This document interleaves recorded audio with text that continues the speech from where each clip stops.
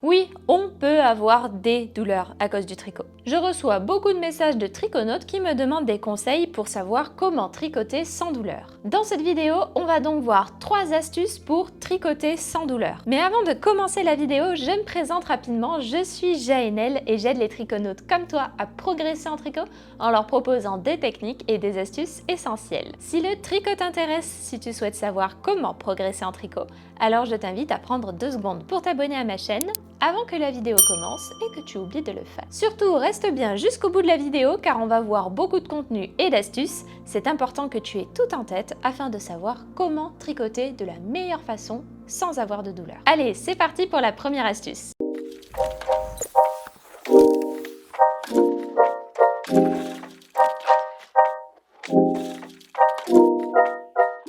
Pour la première astuce, on va parler des différents symptômes qu'on peut ressentir. Les blessures au tricot sont souvent dues en fait aux mouvements répétitifs que l'on fait lorsque l'on tricote. Tu as certainement déjà entendu parler du syndrome du canal carpien de la tricoteuse. C'est un type tout particulier de blessure qui s'appelle une blessure qui est due au stress de répétition. Le stress de répétition, qu'est-ce que c'est? C'est quand tu tricotes sans arrêt, encore et encore et encore et encore. Et en fait, tes poignets vont faire les mêmes mouvements tout le temps, ce qui fait qu'ils vont être mobilisés tout le temps sur le même mouvement et ça va s'inflammer. Cependant, il n'existe pas que le syndrome du canal carpien. Tu peux aussi avoir des douleurs au dos, aux épaules, aux bras, etc. Le problème peut également être dû au fait que tu restes dans une position assise sur une longue durée. Ça peut être également dû au fait que tu serres trop tes mailles et en fait, en serrant trop, tu fais une trop grande pression dans tes poignets et c'est là où tu vas te blesser. On compte aussi tout ce qui est de l'ordre de la tendinite, etc. Du coup, quels sont les symptômes de manière générale? Tu peux ressentir des engourdissements, une douleur, une raideur, un gonflement, une gêne lorsque tu tricotes qui apparaît à certains moments, ou une gêne qui commence de l'épaule et qui va irradier dans tout ton bras. Ça, ce sont les symptômes auxquels il faut faire très attention et ce sont ces symptômes-là qui peuvent indiquer que tu as peut-être un petit peu trop tricoté. Pour la deuxième astuce, on va essayer de comprendre à quoi c'est dû exactement. Parfois, lorsque l'on tricote, on est obligé de faire des mouvements qui sont peu habituels ou on est obligé de forcer un petit peu plus sur les aiguilles. Je pense notamment lorsque l'on tricote de la dentelle, on va avoir des manipulations de mailles un petit peu complexes, 3 mailles ensemble, 4 mailles ensemble, 5 mailles ensemble, etc. Et souvent, c'est là où on peut se faire mal.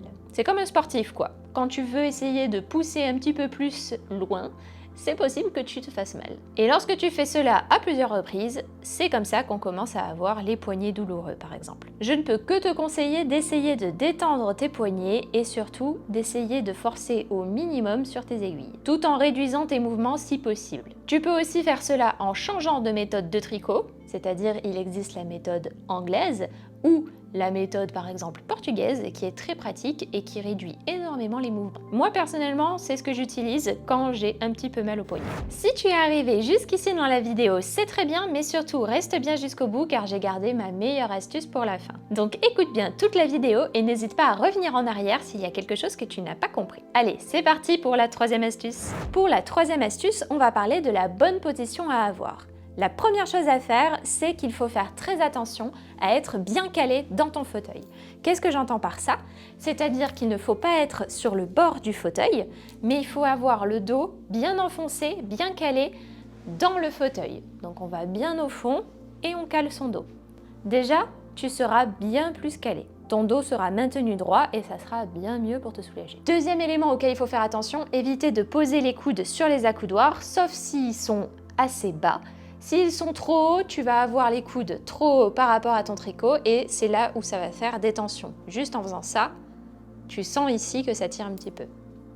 Donc c'est à cet endroit-là où il faut faire attention à ne pas avoir les coudes trop élevés par rapport au corps. Autre élément auquel il faut faire attention, les épaules. On essaie de ne pas avoir les épaules comme ça vers le haut et ça fait mal. On va les détendre et on se relaxe bien dans le fauteuil. On est bien calé, le dos bien au fond, on est bien à ce niveau-là. Tu peux croiser ou décroiser les jambes, ça à ce niveau-là tu fais comme tu le sens. La seule chose auquel il faut faire attention, c'est ne pas rester assis ou assise durant une trop longue durée. Du coup, ce que je te conseille, c'est plutôt de te donner des horaires, c'est-à-dire essayer de tricoter pendant une trentaine de minutes assise, puis faire une petite pause de 5-10 minutes et revenir tricoter. Quand je dis une pause, c'est-à-dire marcher un petit peu.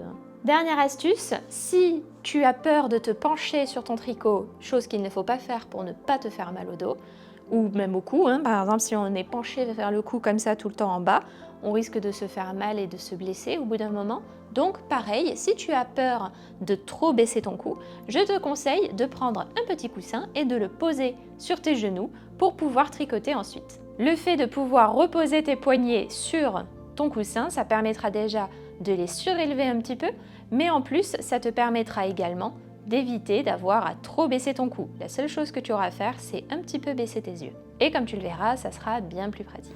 Une autre astuce consiste à passer des aiguilles droites aux aiguilles circulaires. En effet, grâce au fait qu'elles ont un câble, le poids de ton tricot ne va pas reposer sur une seule aiguille à la fois, mais sur tout ton câble, et il va donc être réparti. Comme tu verras, ça te permettra de soulager tes poignets et ça sera la bonne façon pour tricoter par exemple quelque chose, un projet qui a tendance à être un petit peu lourd, et ça soulagera tes poignets, crois-moi.